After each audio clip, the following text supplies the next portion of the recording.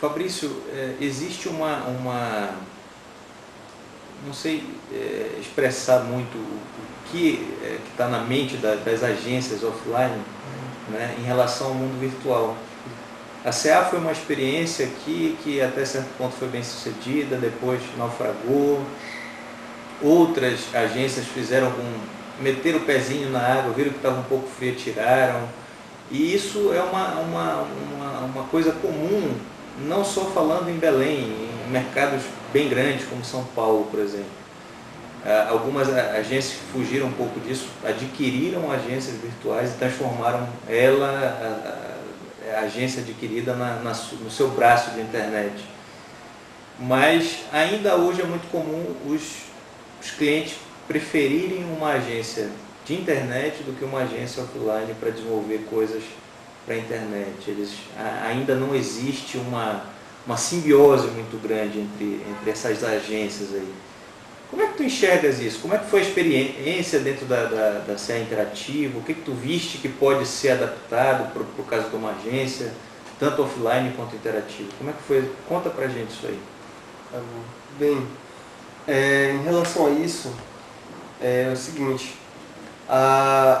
acho que uma grande questão que ocorre é que as agências elas ainda estão preocupadas com o seguinte: elas ganham dinheiro ganham dinheiro com a mídia, com a divulgação daquela publicidade, certo? E tem a comissão deles, além de outros tipos de comissionamento através da televisão e através do jornal. Só que, infelizmente, hoje o nosso mercado ele é um mercado que há uma certa desconfiança ainda desse mundo online. Os empresários ainda não acreditam que essa seja uma grande mídia, a mídia do futuro. Eles acham que atinge um público muito pequeno, muito restrito, e que o retorno dele é muito pequeno em relação ao investimento que eles têm que fazer. Infelizmente, eles ainda pensam isso. Por sinal, por exemplo, há pouco tempo eu tive um contato com alguns donos de agências e conversei sobre essa questão: por que eles não investiam tanto, qual era a dificuldade que eles tinham. E eles me falaram o seguinte: indiretamente falaram que dava pouco dinheiro, né, era um investimento muito alto, para você desenvolver um projeto demora muito tempo, e um projeto off, segundo eles, ele é muito mais rápido de desenvolver e o rendimento dele é muito maior. Tá? E tem a questão também de compatibilidade com o computador, a questão de você não ter dados no mercado, para realmente, dados confiáveis no mercado, para saber quem é teu público que está acessando a internet. E isso aí é uma dificuldade muito grande que eles têm. Eles ficam pensando assim: se eu não sei quem é meu cliente na internet, como é que eu vou investir? Fica complicado. Porque aí eu vou fazer igual a televisão, vou atirar para todo lado. E aí eu vou acabar perdendo a minha verba, ou dispensar a minha verba.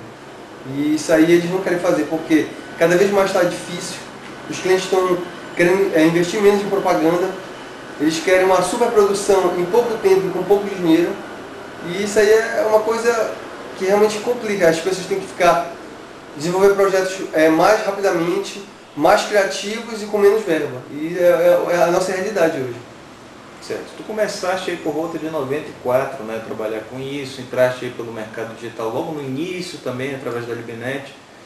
Como é que tu estás vendo a evolução desse mercado? A gente já tem, hoje, combatendo aí até o que os donos de agência vêm falando, né, a gente já tem hoje uma gama de funcionalidades, de serviços, até de informação, né?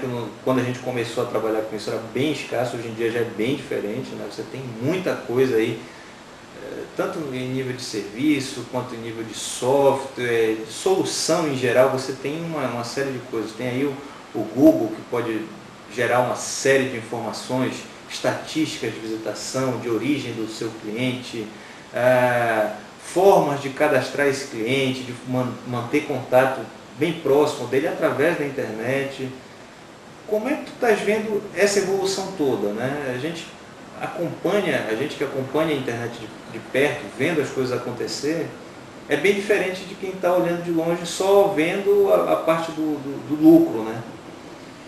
Então, fica até difícil, talvez seja até um trabalho nosso, né? E a gente conversou isso na nossa época de TCC, do MBA que a gente fez junto, de desenvolver um pouco mais isso aí, de trabalhar mais forte isso aí, com informação, trazendo curso, trazendo palestra. Como é que tu vês essa evolução do mercado e o que precisa ser feito para que o empresário, para que as agências enxerguem esse mercado como realmente um mercado de peso? Bem, na minha opinião é o seguinte, é um conjunto, na verdade como diz assim, um sistema, e você precisa acertar cada um dos pontos. Por exemplo, profissionalmente, para as pessoas que trabalham nessa área, o que acontece? Você tem poucos cursos de qualidade na cidade, pelo menos aqui na região. Tá? Os cursos que são um pouco melhores e são muito caros, e é um investimento muito alto para você ter um retorno daqui a 5 anos, 10 anos. A pessoa profissional ele não sabe realmente em que momento ele vai atingir vamos dizer assim, uma pontuação alta no mercado que faça valer todo aquele investimento que ele fez. Por exemplo, você tem livros custam 80, 100, 150 reais para cima, que você vai ter que, é um investimento que você tem. Tem a questão do curso, de um MBA, de uma especialização, de um mestrado, de repente. Por exemplo, mestrado nem existe na nossa região, você tem que fazer fora. Por exemplo, do lado das agências, tem a questão assim, deles acreditarem um pouco mais, mas eu acho o seguinte, é que eles não conhecem ainda o suficiente para poder vender para o cliente deles o que o mercado tem de bom, o que realmente, porque vale a pena você investir nesse mercado. Um exemplo que eu, por exemplo, lá no momento que eu conversei com eles, eu dei um exemplo.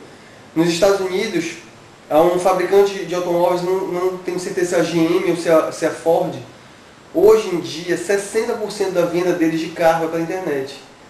60%, é um percentual altíssimo, imagine. No mundo offline, eles têm uma vendagem de 40% e 60% é na internet. Então, é uma coisa impressionante. No Brasil, o que ocorre, por exemplo, nesse mercado de automóveis, é que a Fiat é uma das grandes incentivadoras de mídia. Elas trabalham muito essa mídia online e também offline e online também, né? E o que acontece? Hoje ela é líder de mercado durante 3 anos. É muita coincidência, quer dizer, é um investimento em comunicação, eles estão investindo aí, eles acreditam porque fidelização do cliente, eles acreditam também que se você conhece melhor o teu cliente, ele já tem como testar isso online, eles vão ter menos problema, menos dúvidas na hora que eles forem consumir aquilo offline, mas no caso eles querem, a tendência deles é fazer com que as vendas deles cresçam absurdamente, né, durante esses anos no mundo online, porque para eles vai ter um custo menor, o investimento vai ser menor e o retorno vai ser ótimo para eles. Certo. A gente conversou também sobre esse lado institucional, né, onde a gente precisa, já é uma carência de algum tempo atrás, a gente precisa ter uma associação, né, que lute pelos nossos interesses aí na sociedade, que divulgue a nossa área para essa sociedade.